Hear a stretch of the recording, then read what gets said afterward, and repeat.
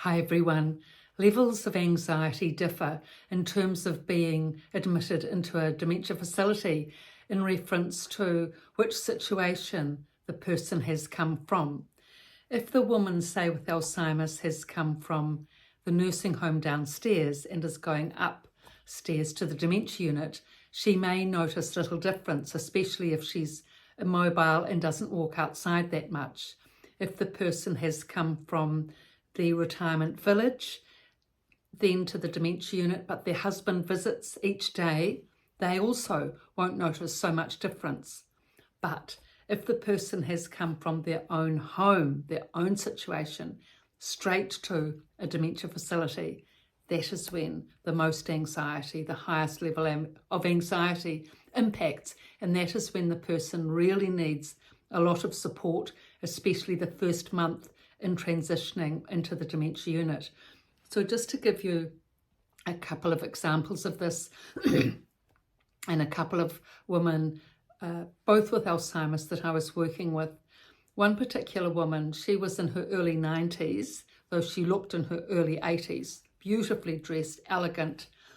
Alzheimer's diagnosis, early 90s, no other diagnoses, really. She was very healthy. I mean, she didn't have blood pressure or diabetes or cancer or osteoarthritis or rheumatoid arthritis or any of the common, vascular conditions. She was perfectly healthy aside from the dementia. She'd been living in a home on her own near her daughter, and her daughter was the power of attorney and solo carer, solo daughter. So she was the one that took the bulk of the responsibility caring for her mother. Very few other friends or family were around or available to help.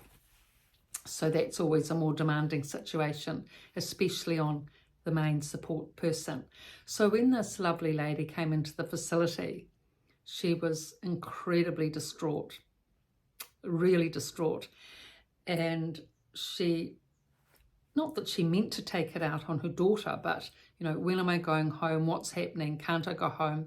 The constant refrain, repeat, repeat, repeat. And you could see that the daughter was becoming really stressed by it. Her features, the whole fight-flight response. Actually, the daughter was more stressed than the mother. The mother was berating, but you could see the daughter absorbing it all.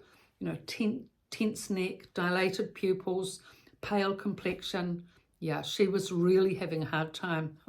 I felt sorry for her, actually, because I saw them sitting at the kitchen table from the lounge where I was working, and the mother was just going, and the poor daughter was trying to explain, trying to reassure, trying to help, but the mother was really beside herself and angry not really angry because, she probably was for her level of personality angry, but mainly berating and questioning and as goes up, and no let up. I really couldn't see it listening. It wasn't listening.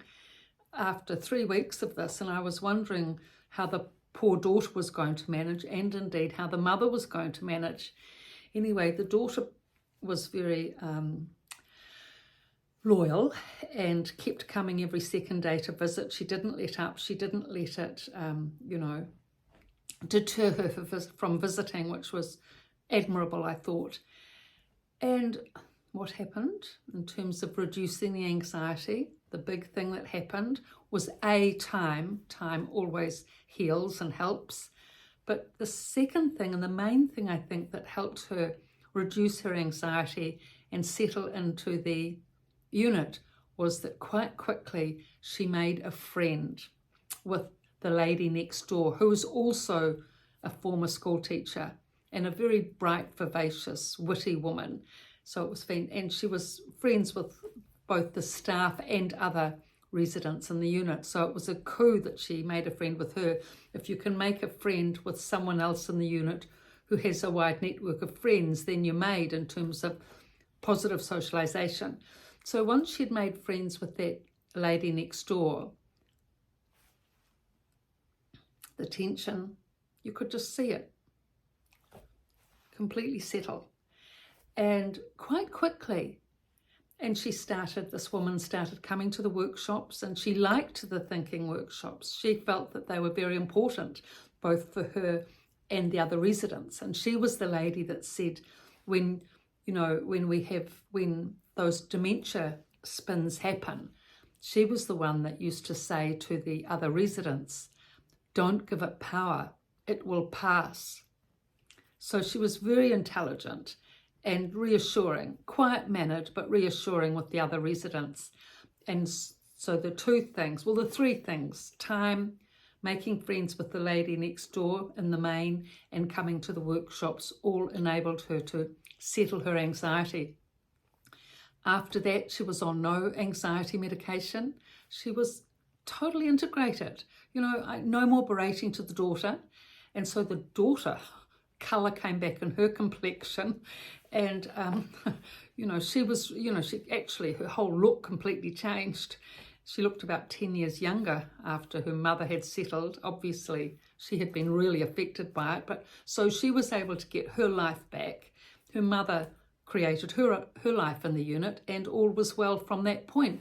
So this first month of anxiety-giving experience can really settle if the whole situation is managed well, when the room is set up nicely, if the person can make a friend, if they can be introduced to the workshops and be socialised.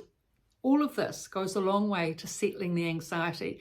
And especially if the person hasn't had anxiety before they've come into the unit. Dementia, yes, but if they haven't had ongoing lifelong anxiety with medication for that, and it hasn't been a big part of their persona, if they come into the dementia unit and the anxiety ratchets up quickly, then it will be because they've come into the new environment, into the dementia facility itself, that's giving them the anxiety.